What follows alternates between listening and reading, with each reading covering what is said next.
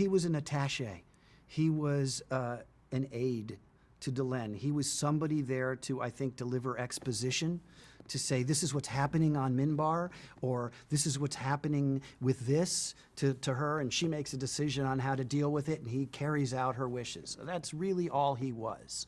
But he, you know, I liked the fact that he came from this deeply spiritual place, and I liked the fact that he was, because if you watch the first season of Babylon 5, I really played it like if I was having a conversation with anybody in that cast, I was still like, whoa, what's that? You know, as I'm walking down a hallway, it's like everything he sees, he's been raised in a monastery. He's like a monk who suddenly goes to Manhattan or something. It was like everything caught his eye. Everything was really interesting to him. So it was fun as an actor to play with that.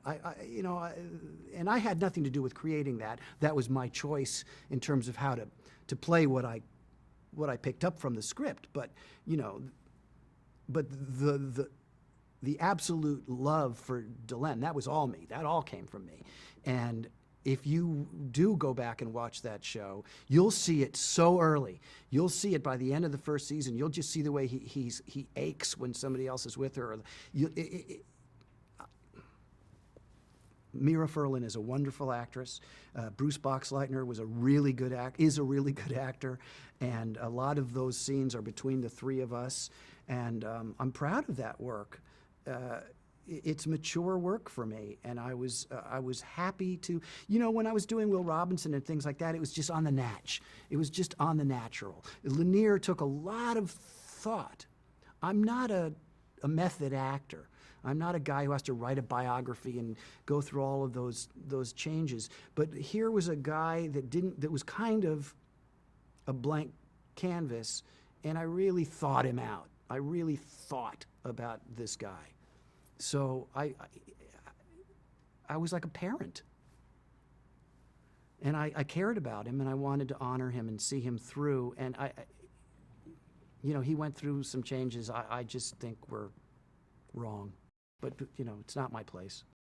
Because here's the thing, we won't go into this for long, but we had seen over the course of certainly he had this arc from being a quiet little doe-eyed character to now I'm on the War Council, to now I'm in charge of this White Star battleship. I'm in a war and I'm calling the shots, to I'm saving like Will, in a sense. Lennier saved people a lot on Babylon 5. He did something that, like, he was a hero.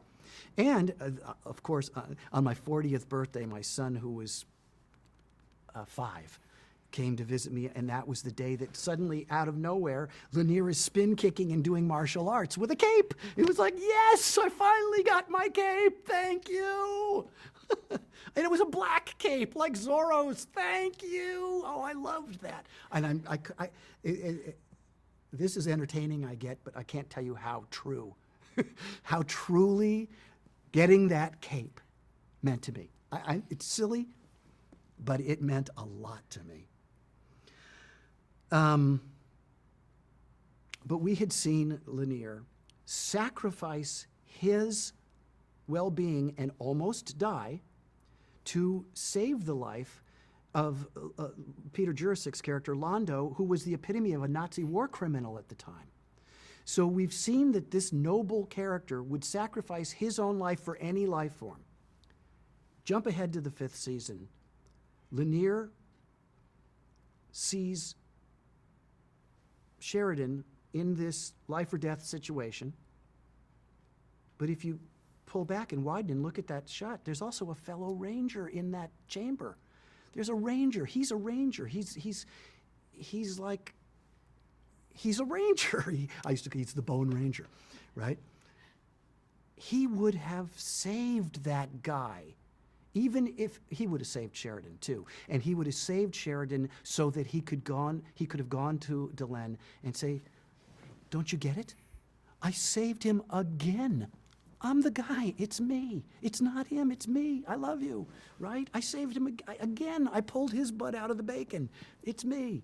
He wouldn't really have been selfish like that, but he would have saved Sheridan as a gift to Delenn because he loved Delenn so much and he knew she loved him, so he would have done that for her because his love was truly pure.